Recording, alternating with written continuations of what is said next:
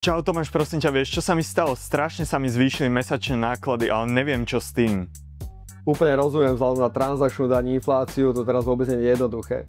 Prvé, čo odporúčam, je začať zarábať viacej a v prípade, že to nie je option, tak treba niekde ušetriť. 100% by som si skontroloval, akým spôsobom si vytváraš rezervu, či to nedrží niekde na nulový úrok na bežnom účte, ale využívaš možnosti peňažných portfóliových fondov alebo sporiacich účtov, kde sa vieš dostať kľudne na 2-3%. Druhá vec je, že by som si skontroloval celé svoje životné a neživotné poistenie, či tam náhodou neplatíš zbytočne veľa.